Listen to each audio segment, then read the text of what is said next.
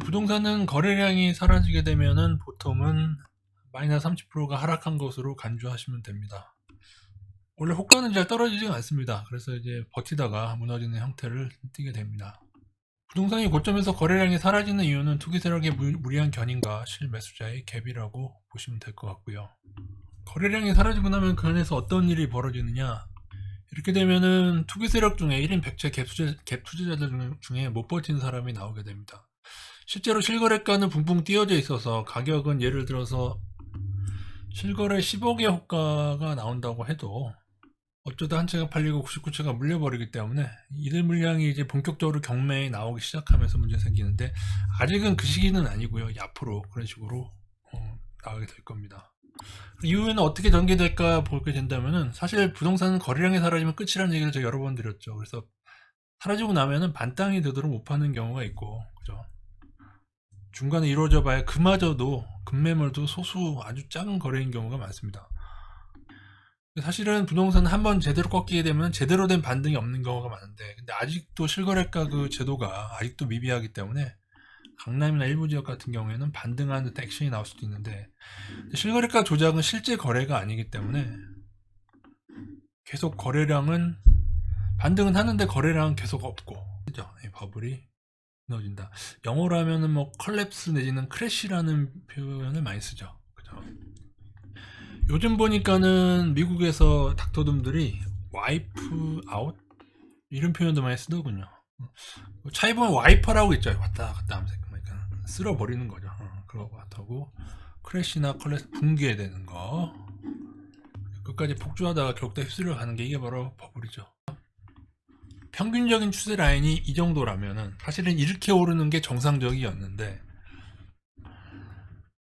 급락을 하게 되면 여러분 이게 이런 모습이 나옵니다. 단기, 그러니까 이렇게 되려면 단기 급락이 나와야 되는 것이고, 이것을 장기 하향으로 끌어가게 되면 어떻게 돼요? 그러면은 끌면 끌수록 더 높은 데서 만나죠. 그럼 여기서 원래 가치에 수렴할 수 있는 거예요. 그래서 이 10년간의 적어도 10년 이상의 장기 하향을 시켜야만 금융 충격이 덜 할 수 있는 겁니다. 물론 그렇게 될 수도 있긴 해요. 그러나 여러분, 그거는 어느 정도로 금리가 받쳐져야 되고 인플레가 많이 억제되어지고 지금까지처럼 그런 일이 있어야 되는데, 만약에 인플레가 크게 발발한다 하면은 금리가 올라 버리기 때문에 이걸 어떻게 할 수 있는 게 없어요. 예전에 피터 린치가 금리가 20%까지 오를 것이라고 그 누구도 생각하지 못했었다. 이것이 장기 하향으로 가게 될지 아니면 이처럼 급락의 형태를 띠게 될지에 대해서는 사실은 금리가 되게 중요하죠. 그렇죠? 그리고 어떤 분들은 양쪽 하나도 다시 시행하게 될 것이고 금리 다시 인하할 것, 물론 그런 일이 있을 수도 있습니다만은, 그러나 여러분, 미국의 통화 정책을 좀 긴 기간에서 보시면 1930년대 대공황 때의 급락이 나온 후에 통화량 공급량을 추이를 보십시오. 이렇게 이때도 거의 양쪽 하나를 지금처럼 해오던 시기가 있었습니다.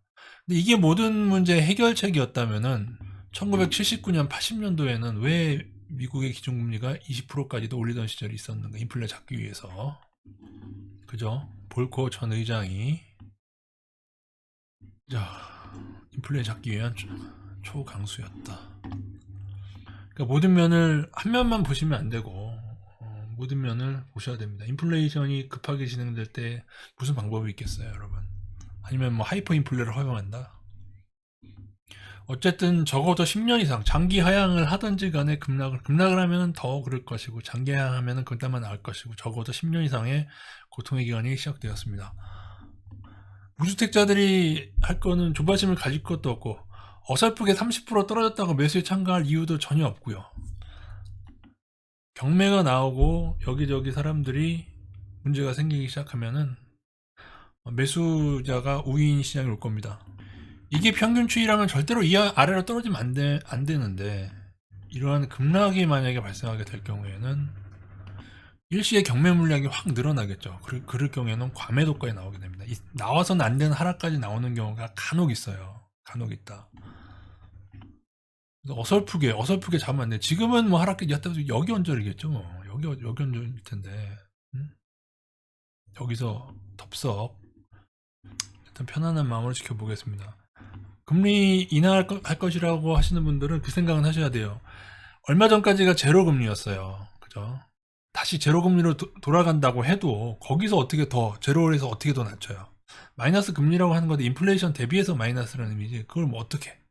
돈 꿔간 사람한테 이자를 받는 게 아니라 돈을 더 주면서 빌려라? 그런 건 없잖아요, 여러분.